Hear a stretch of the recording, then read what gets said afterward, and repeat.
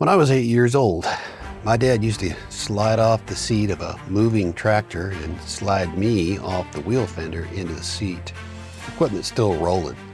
He'd then tell me how to line up the wheel, show me how to get everything working just right. Then he taught me how to drive straight, how to make turns. Then he'd let me get real close to tipping something over, close to hitting something that shouldn't get hit. His hand only came back to the wheel when it actually needed to. Same thing in the air. He was a pilot. We had a grass runway right there in the backyard, right there on the farm. We'd fly often. I'd get myself into a pickle, but when I pushed hard on the stick, I could feel his hand there, keeping me from going too far. But it only moved when it needed to. This lesson was real clear one day when we were out brush hogging. And I was on a steep bank and I went parallel with the slope. And the back wheel started to lift off the ground. His hand came down on the wheel. He turned it downhill, not straight, at an angle. You know, the way you have to keep a hill like that from tipping you over. He said 5 words, real simple. He said, "Easy. Did you feel that?" That's it. No lecture, no panic in his voice, just, "Did you feel that?" Now, I really didn't know it then, but my father had just taught me something that a man would write an entire book about decades later. A book I wouldn't read myself for almost 50 years.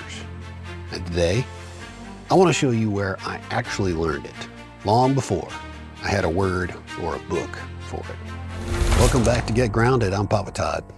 If you're new here, I make weekly content for folks who want to be just a little bit more capable, a little bit more calm, and prepared for whatever life brings them. Hit subscribe before you leave.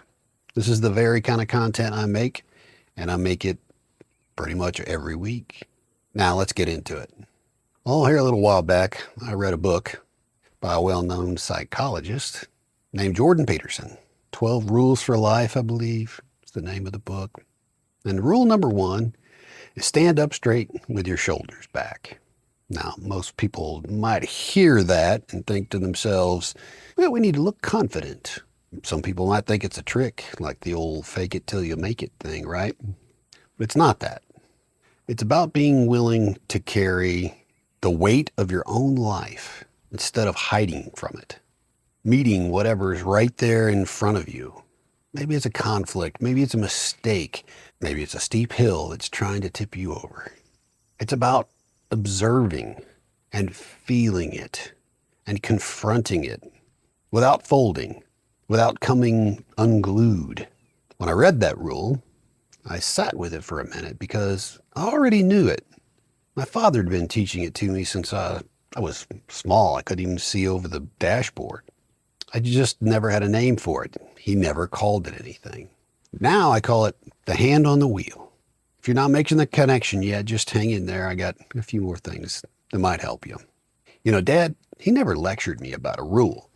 He put me behind real machinery and equipment, real tasks with weight, real consequences, and he let me get right up to the edge of it before a mistake was made.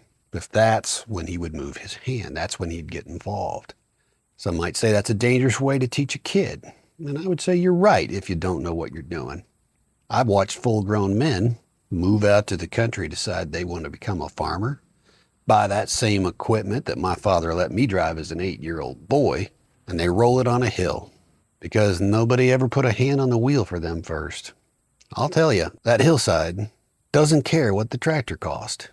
It only cares whether somebody already showed you the angle that you've got to take to mow it. The difference between those men and me isn't luck. It's that a calm hand corrected me at the right moment years before I ever sat on that seat alone. I've told you this before. At 13, I joined a scout troop. I joined it, and it was the first day that it opened at our church. First meeting ever. So there wasn't really any examples to live by, no one to set the example, so to speak, except some older gentlemen who'd been through scouts when they were younger, many, many years prior. Except for a couple of boys who actually transferred in from a troop nearby. This troop was a little closer to them, and they went to church there. So they already kind of knew how to stand at attention, put their shoulders back, their head up, and be aligned and attentive. And then they taught us how to say the scout oath and the law together, out loud. We did that every single meeting. We started that way for years and years and years. It never changed. Now, I was older than most of the boys there, and I looked to those transfer scouts like they were standards. That was the standard to live by. And as the troop got older together, we were all kind of learning at the same time. It turned into something like a friendly competition. You know, we'd stand at attention at this, who could do it the straightest, whose uniform was the sharpest, right? And here's what I learned watching it happen year after year after year. As the younger boys would come in, they didn't learn how to stand at attention from an adult telling them to do it. They learned it from watching an older boy already doing it right and wanting to measure up to that. I got way better results as a scoutmaster by putting a boy with peers who had experience than I ever did trying to lecture him myself. Now in scouting, the boys always run the meetings. They plan them, orchestrate everything that needs to happen. The adults, they're just there to kind of help. You know, they can teach and jump in on the deeper things that are, sitting right underneath the skills. But whether it's hiking, orienteering, bushcraft, wilderness survival, those skills are hard enough that a boy can genuinely fail at them. But it was a controlled fall. Somebody was always there to kind of walk him back through it calmly. The same way my father's hand only moved when it actually had to. My philosophy: start with the body first, shoulders back, standing at attention. Before a boy even understood why, mind came second. That's where the oath and the law and the things that we repeated, and we repeated it until it wasn't a performance anymore. It was just what he believed. Now, sometimes you might think, well, is that brainwashing? Well, if you want a boy to kind of understand those principles, you repeat things. You get to the point where they don't just believe it because they're saying it, but because they're living it. You repeat that enough times, and it isn't a pose anymore. It's a habit. And a habit is a lot closer to who a man actually is than anything he says he believes. Years ago, a man walked into my office looking for work.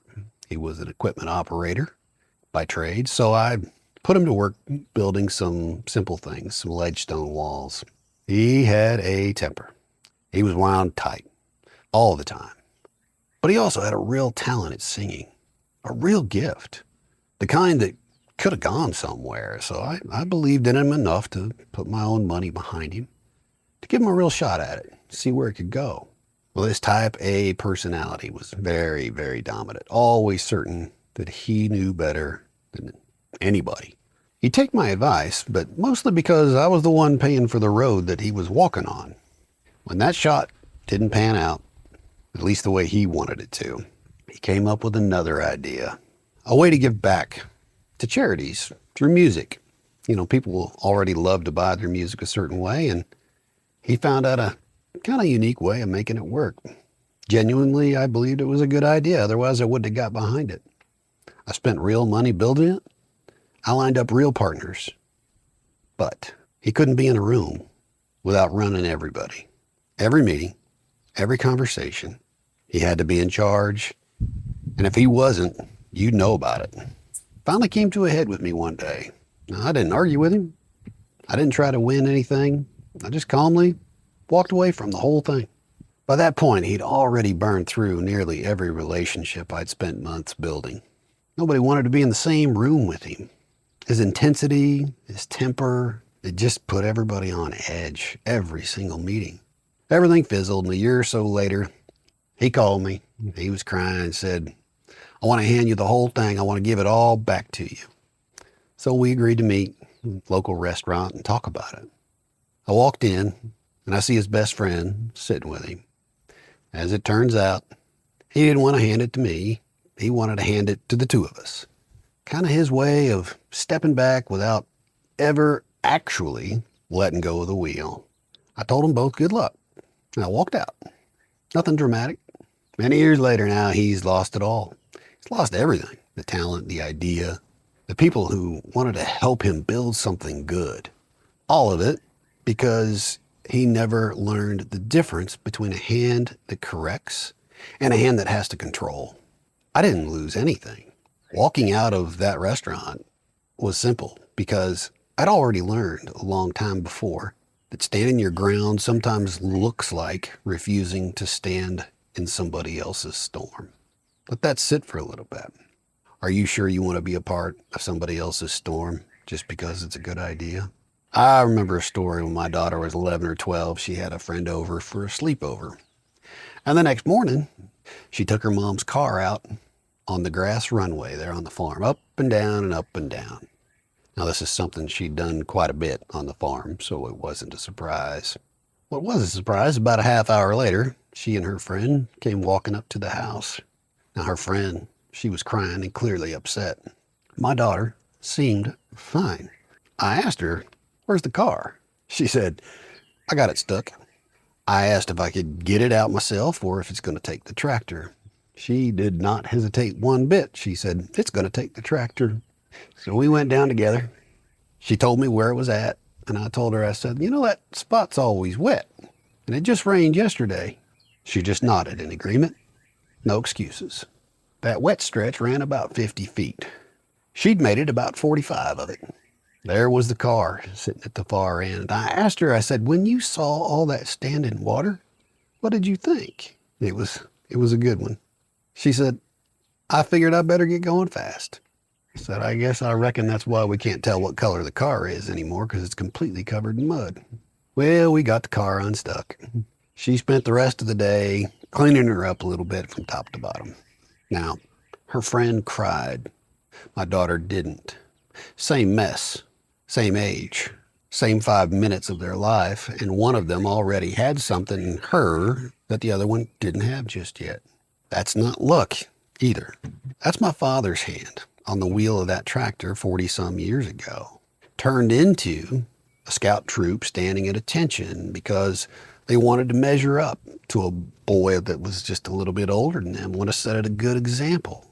Turned into a man who could walk away calm instead of matching somebody else's storm. And it turned up one more generation down, and an 11-year-old girl standing in a muddy field telling me the truth before I ever had to ask for it. Now let's go back to that hillside and Jordan Peterson. He wrote a rule that says stand up straight with your shoulders back. I think it goes way deeper than that. Yes, control your posture, control your physical body, and compose yourself in such a way that you can carry the weight of your own life instead of hiding from it. Don't fold. Don't lose your composure and come in swinging either. Just stand there, upright. Take on what's actually yours to carry. My father, he never read that book. He just reached down and put his hand on the wheel, only when he needed to. That helped me feel the tractor. It helped me anticipate the steepness and know where the edge was at. That builds calm. Calm is not the absence of a spine, it's what spine looks like when it's actually being used. And a lot of men have never been shown the difference between a hand that corrects and a hand that controls, or between backing down and standing down. So here's what I'd ask you to do this week. You know, the next time you're just about to react to something, maybe it's your own mistake, maybe it's somebody else's. Ask yourself this question first. Does this actually need my hand on the wheel right now? Or can I let it run? And only correct it if it's really about to go over the edge. That's really the whole rule. 5 simple rules, or 5 simple words, taught to me on a hillside before I ever had a name for it. I could still hear him say it. Easy. Did you feel that? Getting your physical self aligned first so that your mental self can really concentrate on the next steps. It's crucial, especially if you've never had that hand come in and help you out. Sounds simple, but it has far-reaching consequences in your life.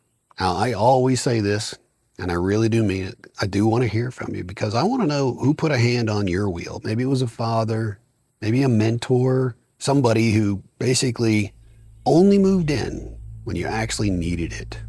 Leave something down below in the comments because somebody else, they might need to hear it just as much as you need to remember it. Till next time, get grounded, stay steady, stay ready. We'll see you next week.